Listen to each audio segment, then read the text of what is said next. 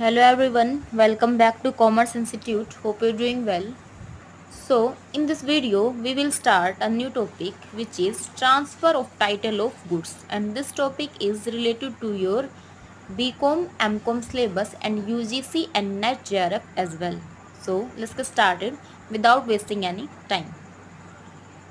So, today in this video, we will discuss meaning of transfer of title of goods and exceptions. So first is meaning. कहते it means a seller cannot give better right what he does not himself possesses. यानी कि एक seller के पास जो right या फिर title होगा किसी गुड से रिलेटेड, उससे अच्छा टाइटल वो अपने कमोडिटी के बायर को नहीं दे सकता. फॉर एग्जाम्पल,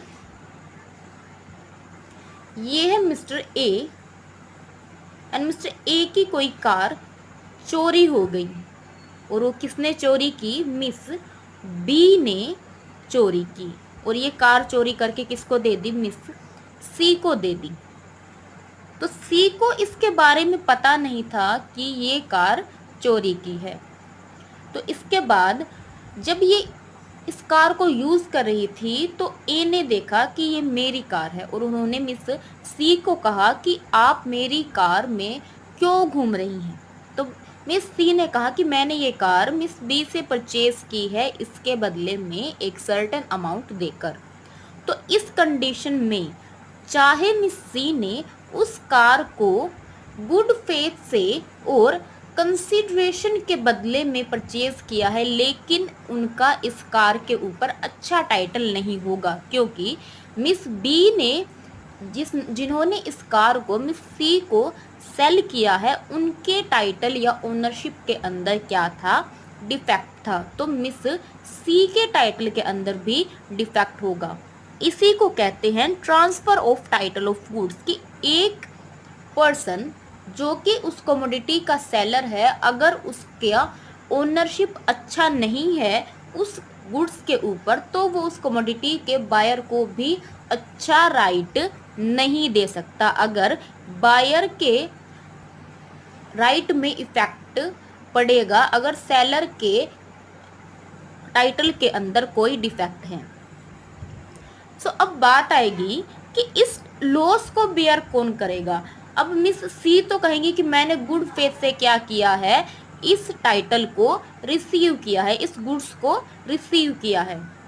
तो कहा गया है कि अगर मिस बी यानी कि जिसने इस कार को चोरी किया था और मिस सी को सेल किया था, सो मिस बी के पास अगर इतनी एसेट है या कैपेबिलिटी है कि वो उस लॉस को दे सके मिस्टर ए को, तो इस कंडीशन के अंदर आपका मिस बी को क्या करना पड़ेगा? जो भी लॉस हुए हैं मिस्टर ए को इस कार के चोरी होने से, उन सभी लॉसेस को क्या किया जाएगा?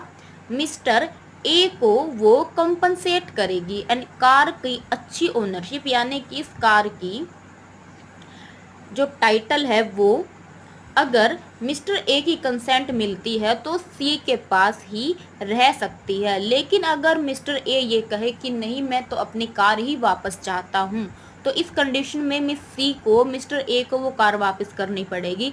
अब इस कंडीशन में मिस सी को जो लॉस हुए उसको कौन बेयर करेगा? उसको भी मिस बी को ही बेयर करना पड़ेगा. तो ये है आपकी फर्स्ट कंडीशन.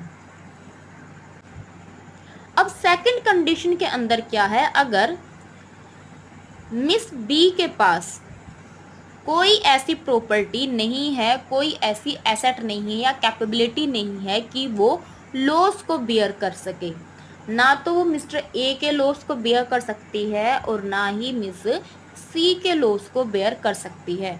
तो इस कंडीशन में दोनों को कंपनसेशन कैसे मिलेगी? इस बात की डिसीजन कौन लेगी? जो आपकी कोर्ट है वो लेगी. अकॉर्डिंग टू कोर्ट इस बात का डिसीजन लिया जाएगा कि मिस्टर बी ने जो फ्रॉड किया है या फिर डिफेक्ट किया है, उन दोनों के साथ ए और सी के साथ उनका लॉस कैसे बेयर किया जाएगा. सो इन शॉर्ट क्या कहा गया है कि एक सेलर जिसके ओनरशिप या टाइटल के अंदर डिफेक्ट है वो उस कमोडिटी के बायर को अच्छा टाइटल या फिर ओनरशिप का राइट नहीं दे सकता। लेकिन इसके कुछ एक्सेप्शन है, यानी कि कुछ ऐसी कंडीशंस हैं जिनको ध्यान में रखकर ये कहा जा सकता है कि बेशक सेलर के टाइटल के अंदर डिफेक्ट हो या फिर उसके टाइटल के अंदर कोई कमी हो, लेकिन उस कमोडिटी के बायर को उस कमोडिटी का अच्छा राइट मिल सकता है। तो वो कौन कौन सी कंडीशंस हो सकती हैं? तो first is title by estoppel, कि जब आपके बायर ये कहें कि मैंने इस कमोडिटी को क्या किया है, अच्छे गुड फेथ से परचेज किया है और सेलर ने भी सेल करते समय उस कमोडिटी के ऊपर अपने राइट को दिखाया, यानी कि सेलर ऐसा एक्ट करता है कि उसका उस कमोडिटी के ऊपर अच्छा राइट है और वो ही उस कमोडिटी का रियल ओनर है। इस कंडीशन के अंदर जो उस कमोडिटी का बायर होगा उसके पास उस कमोडिटी का अच्छा राइट होगा। Then second is sale by mercantile agent, किसी कंपनी के एजेंट के थ्रू जब कोई कमोडिटी सेल की जाती है तो उस कमोडिटी के बायर को उस कमोडिटी से रिलेटेड अच्छा राइट मिल जाता है। यानी कि ए ने अपना एजेंट किसको बनाया है, बी को बनाया है, और बी को कहा है कि आप इस कंपनी से रिलेटेड सभी राइट्स को या फिर सभी पावर्स को गेट करते हैं और इस कंपनी को चलाने का पूरा राइट क्या है, आपके पास है।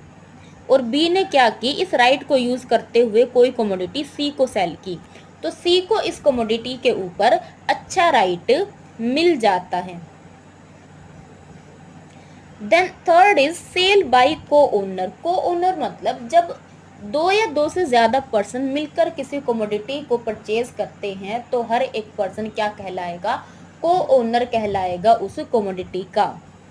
तो सेल बाय को ओनर का क्या मतलब होगा, मान लो किसी कमोडिटी के तीन क्या है, को ओनर है, ए बी और सी, और बी ने क्या किया, इस कमोडिटी को सेल कर दिया मिस्टर डी को। तो ये को ओनर ने जब इस कमोडिटी को सेल किया डी को, तो डी का इस कमोडिटी के ऊपर अच्छा राइट होगा, चाहे उसने ऐसा सेल बी और सी से बिना पूछे किया हो। I hope this is clear. The next is by sale in possession of goods under voidable contract.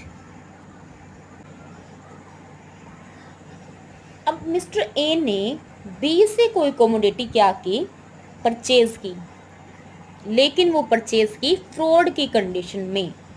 तो जब बी ने ए से कमोडिटी फ्रॉड से परचेज की तो उस कंडीशन में बी ने उसको क्या किया, आगे सेल कर दिया मिस्टर सी को। अब मिस्टर सी को इस बारे में कुछ पता नहीं था कि कमोडिटी आपकी फ्रॉड से परचेज की गई है, तो इस कंडीशन के अंदर मिस्टर सी का इस कमोडिटी के ऊपर अच्छा राइट होगा। लेकिन अब बात आएगी कि ए को जो लॉस हुआ है इसकी बियर कौन करेगा, तो इसको बियर करेगा मिस्टर बी। अगर तो ये कॉन्ट्रैक्ट अभी पूरा नहीं हुआ, यानी कि बी ने सी को कमोडिटी अभी सेल नहीं की है, उससे पहले अगर ए को पता लग जाता है तो उसको राइट है कि वो कमोडिटी को वापस ले ले।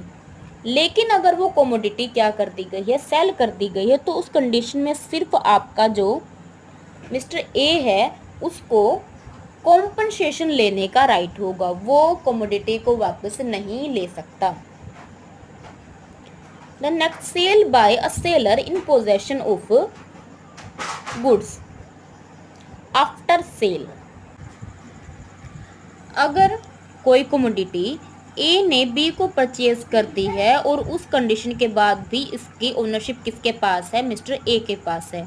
यानी कि फॉर एग्जांपल मान लीजिए इस तरीके की सेल आपकी हायर परचेज के अंदर की गई है, चाहे इस कमोडिटी का ट्रांसफ़र बी को हो गया है लेकिन अभी भी इसकी ओनरशिप किसके पास होगी, मिस्टर ए के पास होगी, जब तक कि इस कमोडिटी की सभी इंस्टॉलमेंट पे नहीं कर दी जाती।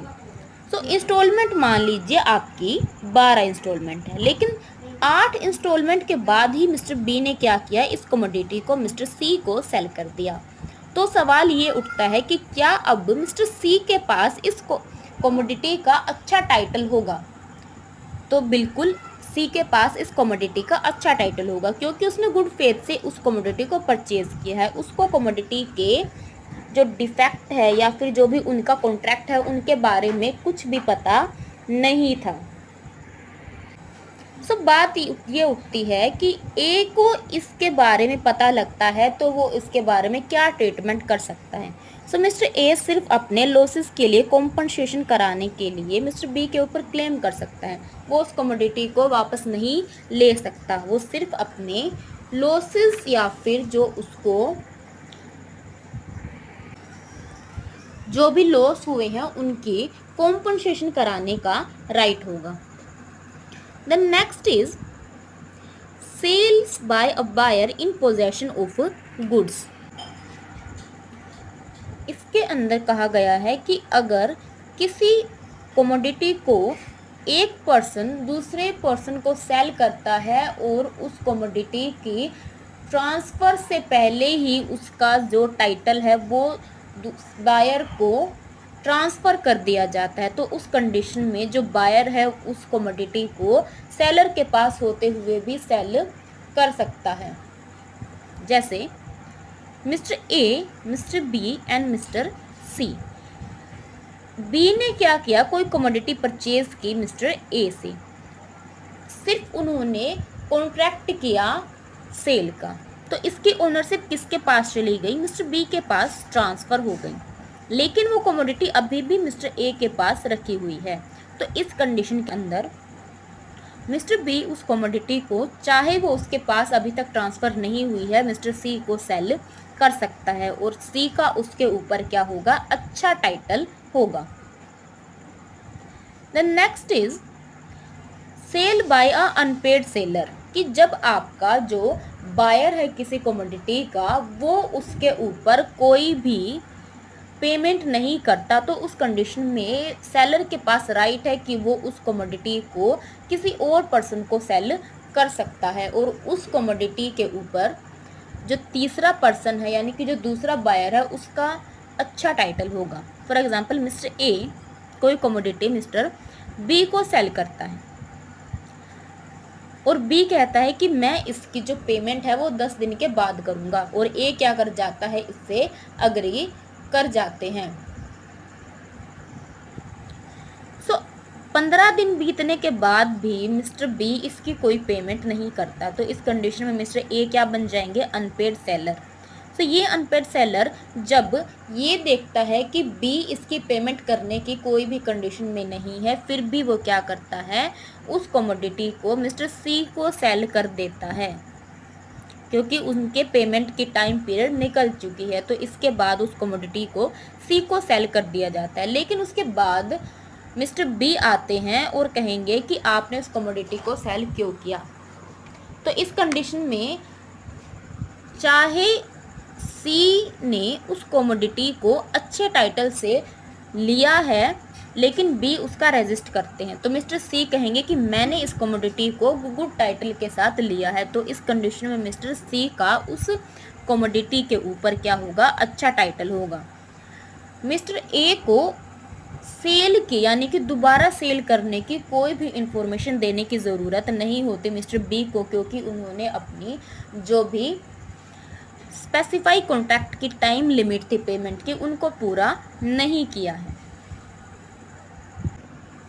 Next is sale in a market overt. Market overt क्या है कि जब प्रोडक्ट्स को ओपनली मार्केट के अंदर सेल और परचेज किया जाता है तो वो कंडीशन आपकी होगी मार्केट ओवर्ट की। तो मार्केट ओवर की कंडीशन में जो सेलर है बायर को कोई गुड सेल करता है उसके ऊपर बायर का क्या होगा, अच्छा राइट होगा, चाहे वो आपकी गुड एक चोरी की कमोडिटी हो, इसका इस बात के ऊपर कोई भी इफेक्ट नहीं पड़ता।